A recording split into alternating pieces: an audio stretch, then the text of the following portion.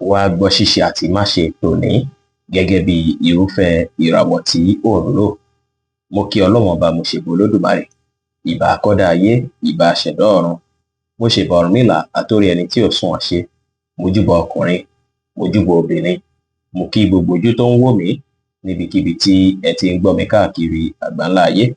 Èyí ni ìwádìí ojoojúmọ́ fún gbogbo ìràwọ̀ pátá àti ṣíṣe àti máṣe fún gbogbo ìràwọ̀ pátá ti tòní tí ń ṣe ọjọ́ Tuesday, June 17 ọdún 2025 táwa nù ẹ̀ yìí. Ẹ̀yin tẹ̀ ń wò mí pátá ẹ dákun ẹ dábọ̀ ẹ bá ń share fídíò yìí kó kárí ilé kó kárí oko kó lè jẹ́ ìwúlò àti àǹfààní fún ọ̀pọ̀lọpọ̀ ènìyàn. Kí ẹ sì má gbàgbé láti follow, kí ẹ sì subscribe kẹ́lẹ́ pẹ̀lú àwọn tá máa jàǹfààní onírúurú fídíò tá à ń fi léde lójoojúmọ́ fún ìdàgbàsókè ìjọmọ ènìyàn. Ẹ̀yin tẹ́ sì fẹ́ ṣèwádìí onírúurú láǹfààní láti kàn sí wa ní WhatsApp 09033897161. Bẹ́ẹ̀ lẹ́yìn tẹ́ ń wò mí láǹfààní àti fọjọ́ òbí yín kalẹ̀ bí ẹ̀ ṣalábàápàdé mo rẹ́ni kejì tiyín tí wọ́n dìjọ bí yín ní ọjọ́ kan náà. Ẹ̀yin tẹ́ ń lò ràwọ̀ iná tó kan yan Harris, ẹ̀yin tàbí láàrin March 21 sí April 20, ó ṣeé ṣe kí tension fẹ́ wáyé nínú relationship yín lọ́jọ́ tòní. Ìbáṣepọ̀ yín àti olólùfẹ́ yín ó ṣe ṣe borí bákan lè ní pàápàá ẹ̀yin tó bá ṣe é pé ẹ fẹ́ ni tó ṣe é pé ó jù yín lọ ní ọjọ́ orí. Tó bá ṣe é pé kankan wà látijọ́ mẹ́ta tẹ̀tí ń struggle lé lórí, ó ṣeé ṣe kí ìrọ̀rùn kó wáyé lórí ẹ̀ lọ́jọ́ tòní. Ìrọ̀rùn yẹn bá wá tètè wáyé, ẹ sì experience ìrọ̀rùn yẹn ní ìwọ̀nba díẹ̀ lọ́jọ́ tòní. Tẹ́ bá ń sọ̀rọ̀ lọ́jọ́ tòní kẹ́ kíyèsára dáadáa, kí ẹ kíyèsára kẹ́ sọ̀rọ̀ ẹnu yín sọ, kẹ́ má sọ nǹkan tó ṣe é pé ẹ máa padà regret lẹ̀ lórí. Ẹ ronú jinlẹ̀ ṣáájú kẹ́ tó sọ ohunkóhun jáde lẹ́nu lọ́jọ́ tòní. Ìyẹn á bí kí ẹ má ní issue pẹ̀lú ẹnikẹ́ni lọ́jọ́ tòní, kí ẹ gbájúmọ́ṣẹ́, kẹ́ lè rore gbámú, kí ẹ wà determine. Bẹ́ẹ̀ sì ni kí ẹ pọ́n tèrè tàgbàlé, kẹ́ ṣe dáadáa sáwọn èèyàn, kí ẹ sì rẹra yín lẹ̀ pẹ̀lú. Green jẹ́ kọ́lọ̀ tó dára jù fún yín láti wọ̀ láṣọ lónìí. Aago 9 láàárọ̀ sí aago 10 láàárọ̀ ní àkókò èyí tó dára jù fún yín láti fi ṣe ohun tó ṣe kókó tó ṣe pàtàkì jù nínú ìgbésí ayé yín ní ọjọ́ tòní. Ẹ̀yin tẹ́ ń lò ràwọ̀ erùpẹ̀ alámọ̀ Taurus, ẹ̀yin tàbí láàrin April 21 sí May 20, ẹ máa gbìyànjú lọ́jọ́ tòní láti rí dájú pé àwọn aáwọ̀ tó bá wáyé láàrin èèyàn tó lólùfẹ́ yín látijọ́ mẹ́ta kí gbogbo ẹ̀ kó yanjú pátápátá, kó má sí wàhálà. Kódà tó bá ṣe pé bóyá ẹ̀yin gan fúnra lára yín ẹ wà àtìpọ́tì rárá, lọ́jọ́ tòní ẹ nílò láti wá gbogbo ọ̀nà láti rí dájú pé àlàáfíà gbalẹ̀ láàrin èèyàn àtàwọn olólùfẹ́ yín. Lọ́jọ́ tòní tẹ́ bá ṣe eléyìí, á jẹ́ kí ìbáṣepọ̀ yín kó dúró digbé, á sì bí ìdùnnú àtayọ̀ fẹ́yìn gan fúnra yín pẹ̀lú, tọkàn tiyín náà sì máa balẹ̀ pẹ̀sẹ̀. Kí ẹ múra dáadáa, kí ẹ dùn rí lójú, kí ẹ báwọn ènìyàn ṣe, kí ẹ sì wá ìrọ̀rùn láwùjọ yín lénìí dára. White jẹ́ kọ́lọ̀ tó dára jù fún yín láti wọ̀ láṣọ lónìí. Aago 3 ní ọ̀sán sí aago 4 ní ọ̀sán ní àkókò èyí tó dára jù fún yín láti fi ṣe ohun tó ṣe kókó tó ṣe pàtàkì jù nínú ìgbésí ayé yín ní ọjọ́ tòní. Ẹ̀yin tẹ́ ń lò ràwọ̀ afẹ́fẹ́ aláwàdà Gemini, ẹ̀yin tàbí láàrin May 21 sí June 21, ọjọ́ tòní dára púpọ̀ fẹ́yìn tó ṣe pé ẹ̀ ń gbèrò láti bẹ̀rẹ̀ iṣẹ́ tuntun tàbí ìpìlẹ̀ kan tuntun tàbí dá business tuntun lẹ̀. Lọ́jọ́ tòní ní máa dùn, ayọ̀ yín máa kún, nǹkan á lọ dáadáa fún yín lọ́jọ́ tòní. Ẹ lè gbé ìgbésẹ̀ tuntun èyíkéyìí tó bá wù yín lọ́jọ́ tòní, pàápàá ẹ̀yin tẹ́ fẹ́ dá business sílẹ̀ ẹ lè ṣe bẹ́ẹ̀ kò sí wàhálà. Ọ̀pọ̀ yín sì lè fẹ́ lo àkókò àti ìgbà pẹ̀lú olólùfẹ́ yín lọ́jọ́ tòní, ó sì dára kí ẹ ṣe bẹ́ẹ̀. Ẹ tẹpá mọ́ṣẹ́, kẹ́ rẹra yín lẹ̀, ẹ ṣe nǹkan yín létòlétò, kẹ́ ṣe dáadáa sáwọn èèyàn, kí ẹ sì fọgbọ́n àtòyé tọ́lọ́run fún yín ṣe ohunkóhun lè ní pẹ̀lú.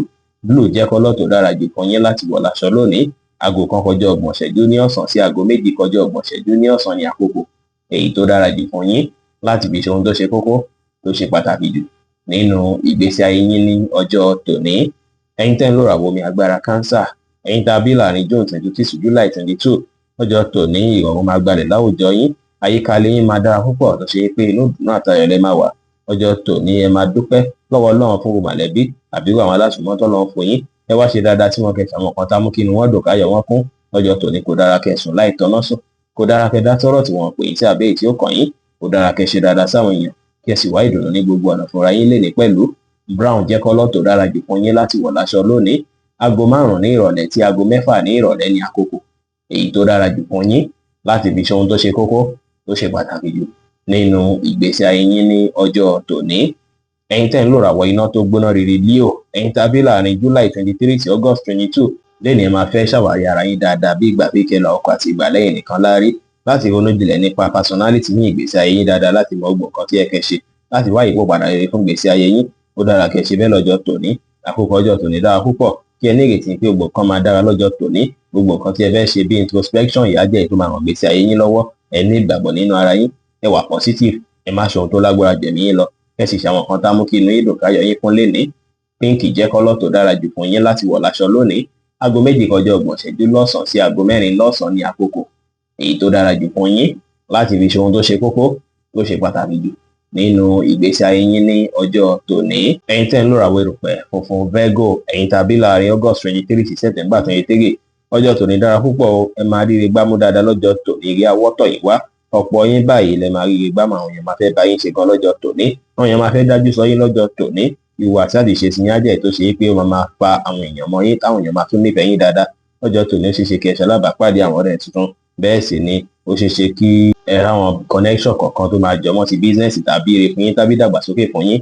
Lọ́jọ́ tòní ọ̀pọ̀ yín ó ṣeéṣe kí ẹ jẹ tẹ́tẹ́, tẹ́ bá ta tẹ́tẹ́ lọ́jọ́ tòní, látàrí pé gbogbo nǹkan lásìkò yìí òun ni ó dára fún yín. Léni kẹtẹpá mọ́ṣẹ́, kẹṣẹ nǹkan yín létòlétò, ẹ fọgbọ́n àtòyè tọ́lọ́run fi ń ṣe ohunkóhun, ẹ ṣe dáadáa sáwọn èèyàn, ẹ lè plan nǹkan tuntun lọ́nìí kẹtì bẹ̀rẹ̀ sí iṣẹ́ lé lórí, kò sí wàhálà, àjọrísí rere fún yín. Pink jẹ́ kọ́lọ̀ tó dára jù fún yín láti wọ̀ láṣọ lónìí.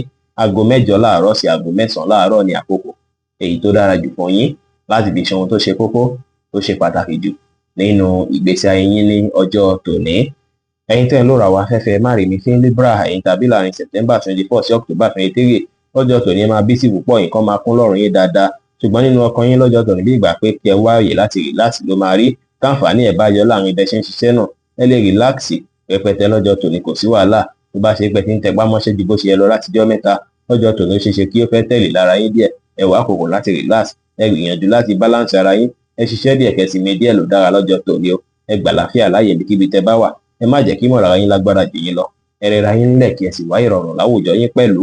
Aago 4 ní ìrọ̀lẹ́ sí aago 5:30 ní ìrọ̀lẹ́ ní àkókò èyí tó dára jù fún yín láti fi ṣe ohun tó ṣe kókó tó ṣe pàtàkì jù nínú ìgbésí ayé yín lónìí, tí kọ́lọ̀ white sì jẹ́ kọ́lọ̀ èyí tó dára jù fún yín láti wọ̀ láṣọ ní ọjọ́ tòní. Ẹ̀yin tẹ́ ń lóràwọ̀ omi tútù Scorpio, ẹ̀yin tàbí láàrin October 24 sí November 22, àkókò tó wà yìí o láti kéré ń jẹ lórí àwọn nǹkan tí ẹ ti ń ṣiṣẹ́ lé lórí láti jọ́ mẹ́ta. Lọ́jọ́ tòní máa wà lọ́kì dáadáa, àwọn èèyàn máa bọ̀wọ̀ fún yín púpọ̀, wọ́n á dá yín mọ̀ sí láàyè iṣẹ́ yín, ẹ máa rírí owó gbámú. Ìdàgbàsókè ṣì máa wà fún yín lọ́jọ́ tòní pẹ̀lú. Ó dára púpọ̀ láti create àwọn idea lọ́jọ́ tòní kẹsì bẹ̀rẹ̀ sí iṣẹ́ lé wọn lórí fún ìdàgbàsókè ìgbésí ayé yín. Ìrọ̀rùn máa gbalẹ̀ fún yín, tínú yín máa dùn lénìí láyìíká alẹ́ yín. Ẹ tẹpá mọ́ṣẹ́ kẹ́ ṣe dáadáa sáwọn èèyàn, ẹ rẹra yín lẹ̀kẹ́ wà determine, bẹ́ẹ̀ sì lẹ́tú lómìnira láti káàkiri lọ bíkíbi láti lọ́wọ́ ọrẹ. Fún ìdí èyí ẹ má jókòó sílé láìṣe ohunkóhun, ẹ jáde lọ láti lọ́ dáadáa lọ. Aago 4:15 ní ìrọ̀lẹ́ sí aago 6:15 ní ìrọ̀lẹ́ ní àkókò èyí tó dára jù fún yín láti fi ṣe ohun tó ṣe kókó tó ṣe pàtàkì jù nínú ìgbésí ayé yín lónìí, tí kọ́lọ̀ gold sì jẹ́ kọ́lọ̀ èyí tó dára jù fún yín láti wọ̀ láṣọ ní ọjọ́ tòní. Ẹ̀yin tẹ́ ń lóràwọ̀ iná àtùpà Sagittarius, ẹ̀yin tàbí láàrin November 23 sí December 22, àwọn kan tí ẹ̀rọ kan tẹ́lẹ̀ tó dàbí complication ó lè wáyé lọ́jọ́ tòní tá mú kọkàn yín pòrúurú. Ó ṣeéṣe kó ṣe pé iṣẹ́ tẹ̀ ọ̀tí ẹ̀rọ tẹ́lẹ̀ bóyá lẹ́yìn tẹ́ ti parí iṣẹ́ nìkan kan á tún jẹyọ tá tún nílò kẹ́ tó fọgbọ́n ṣe kẹ́ tún ṣe ní tòdètò léni kẹ́ mọ́kàn balẹ̀. Kí ẹ ráwọn kan tó ń ṣẹlẹ̀ léni bí ìgbà pé bóyá testing lásán lọ́lọ́run fi ṣe fún yín, gbogbo nǹkan máa tó yí padà á tó rí bí ẹ ṣe ń fẹ́. Ẹ gbájúmọ́ṣẹ́ dáadáa léni kẹ́ lè rore gbámú, ẹ free mind yín, kí ẹ wà positive. Green jẹ́ kọ́lọ̀ tó dára jù fún yín láti wọ̀ láṣọ lónìí. Aago 3 ní ọ̀sán sí aago 5 ní ìrọ̀lẹ́ ní àkókò èyí tó dára jù fún yín láti fi ṣe ohun tó ṣe kókó tó ṣe pàtàkì jù nínú ìgbésí ayé yín ní ọjọ́ tòní. Ẹ̀yin tẹ́ ń lóràwọ̀ erùpẹ̀ lérúkọ Capricorn, ẹ̀yin tàbí láàrin December 23 sí January 19, ó ṣeéṣe kí ẹ ní clarity lórí àwọn kan tí ẹ ń gbà lérò pé ẹ fẹ́ fún ìgbésí ayé yín lọ́jọ́ tòní. Lọ́jọ́ tòní ẹ máa ní ìgbàgbọ́ ní kíkún nínú ara yín lórí nǹkan tí ẹ bá ń ṣe tó ṣe pé ẹ ní doubting kankan rárá lọ́jọ́ tòní. Pàápàá lórí ìrìn àjò tẹ́ ń rìn, lórí ọ̀nà tẹ́ ń tọ̀, kò ní sí doubting rárá. Ṣùgbọ́n ọ̀rẹ́ má wulẹ̀ gbìyànjú ju bó ṣe yẹ lọ láti rí dájú pé bóyá ẹ fẹ́ impress èèyàn kan àbẹ fẹ́ jẹ́ káwọn èèyàn mọ̀ pé ẹ ṣiṣẹ́. Ẹ má stress ara yín ju bó ṣe yẹ lọ, látàrí pé gbogbo èèyàn kan ló máa nífẹ̀ẹ́ sí gbogbo bí a ṣe ń ṣe lọ́pọ̀ ìgbà. Bẹ́ẹ̀ sì la máa ráwọn tó ṣe pé máa nífẹ̀ẹ́ sí nǹkan tẹ́ fẹ́ ṣe lọ́jọ́ tòní. Fún ìdí èyí kẹ́ má wulẹ̀ wo bẹ̀ rárá, ẹ kàn ṣe nǹkan yín bágbára yín bá ṣe mọ̀, ẹ ṣòtítọ́ ẹ ṣòdodo láwùjọ àwọn èèyàn. Ẹ má kàn jíjú bó ṣe yẹ lọ lórí ohunkóhun, ẹ wà smart kí ẹ mú sùúrù lò, kí ẹ sì má fi gbogbo ọkàn sí gbogbo kan kí nǹkan tí ẹ bá ń retí ní oore kó lè wọlé fún yín ní ìrọ̀rùn. Bẹ́ẹ̀ sì ni kẹ́yìn náà má ṣe lè rí ohun tẹ́lẹ̀ múṣẹ́ fẹ́nikẹ́ni. Ẹ tẹpá mọ́ṣẹ́ kẹ́ ṣe nǹkan yín létòlétò dára. Aago 5 ní ìrọ̀lẹ́ sí aago 7 ní àṣálẹ́ ní àkókò èyí tó dára jù fún yín láti fi ṣe ohun tó ṣe kókó tó ṣe pàtàkì jù nínú ìgbésí ayé yín lónìí, tí kọ́lọ̀ wáìnì sì jẹ́ kọ́lọ̀ èyí tó dára jù fún yín láti wọ̀ láṣọ ní ọjọ́ tòní. Ẹ̀yin tẹ́ ń lóràwọ̀ afẹ́fẹ́ oníbínú Aquarius, ẹ̀yin tàbí láàrin January 20 sí February 19, a ṣe yín bí ìgbà pé kẹ́ dá wà lẹ́yìn nìkan kẹ́ ronú jinlẹ̀ ń gbà ìgbésí ayé yín. ó dára kẹ́ meditate, yẹn á jẹ́ kí ọkàn yín balẹ̀ pẹ̀sẹ̀. Lọ́jọ́ tòní ẹ lè jáde láti stroll káàkiri láti rìn díẹ̀, bóyá ó ṣe kọ́kàn yín tún balẹ̀ díẹ̀. Bákan náà kẹ́ ṣàwọn kan tá mú kí inú yín dùn, káyọ̀ yín kún, látàrí pé ó ṣeé ṣe kó ṣe pé ó ti rẹ̀ yín tẹ́ látàrí àwọn títẹpá mọ́ṣẹ́ tẹ́ tí ń tẹpá mọ́ṣẹ́ látijọ́ mẹ́ta. Ẹ má ṣàṣejù lórí ohunkóhun, ẹ wà positive, ẹ má ní nǹkan sùn yín àbò rẹ̀yìn rárá o. Ẹ fọgbọ́n àtòyè tọ́lọ́run fún yín ṣe ohunkóhun lénìí. Grey jẹ́ kọ́lọ̀ tó dára jù fún yín láti wọ̀ láṣọ lónìí. Aago 3 ní ọ̀sán sí aago 4 ní ọ̀sán jẹ́ àkókò èyí tí ó dára rárá fún yín láti fi ṣe ohun tó ṣe kókó, tó ṣe pàtàkì jù nínú ìgbésí ayé yín lónìí, látàrí ìpapòpọ̀ yẹn wà very unlucky fẹ́yìn tẹ́ ń lòràwọ̀ yìí. Ẹ̀yin tẹ́ ń lòràwọ̀ mi tí kì í ru Pisces, ẹ̀yin tá a bí láàrin February 20 sí March 20, ọkàn yín á balẹ̀ pẹ̀sẹ̀ lọ́jọ́ tòní o, látàrí pé àwọn kan tó ń mú yín máa kánjú, tó ń mú kọ́kàn yín má balẹ̀, tó ń bí àìbalẹ̀ ọkàn fún yín, ó ṣeé ṣe kó ti dohun àfẹ́yìn, tó ṣe pọ́jọ́ tòní ẹlẹ̀ báyìí lẹ́fi máa ṣàwọn kan yín tí ò ní sí nǹkan rẹpẹtẹ kan tẹ́ fẹ́ mójútó ju kẹ́kọ̀ọ́ relax lọ. Lọ́jọ́ tòní ẹ má wulẹ̀ jẹ́ kí àwọn òròyìn tó ti ń ṣẹlẹ̀ látijọ́ mẹ́ta ẹ má jẹ́ kó wà lọ́kàn yín rárá. Ẹ wulẹ̀ relax lọ́jọ́ tòní, ẹ má péjú níbi ìpéjọpọ̀ kí ìpéjọpọ̀ tí ẹ bá lọ tàbí tẹ bá wà tó bá dàbí ìgbà pé wà kọ̀ọ̀kan tébù púpọ̀ níbẹ̀. Ẹ mọ́kàn balẹ̀, ẹ gbà àlàáfíà láàyè, ẹ bá àwọn èèyàn sọ̀rọ̀ pẹ̀lú ìfẹ́. Green jẹ́ kọ́lọ̀ tó dára jù fún yín láti wọ̀ láṣọ lónìí. Aago 4 ní ìrọ̀lẹ́ sí aago 6 ní ìrọ̀lẹ́ ní àkókò èyí tó dára jù fún yín láti fi ṣe ohun tó ṣe kókó, tó ṣe pàtàkì jù nínú ìgbésí ayé yín ní ọjọ́ tòní.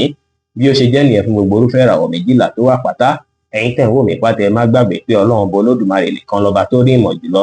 Fẹ́yìn tẹ́ fẹ́ ṣèwádìí onírúurú, ẹ láǹfààní láti kàn sí wa ní WhatsApp 09033897161. Ire gbogbo ajẹ́ tiwa lónìí, lọ́sẹ̀ yìí, lóṣù yìí àti ní gbogbo ọjọ́ ayé wa láṣẹ Èdùmàrè. Ire o.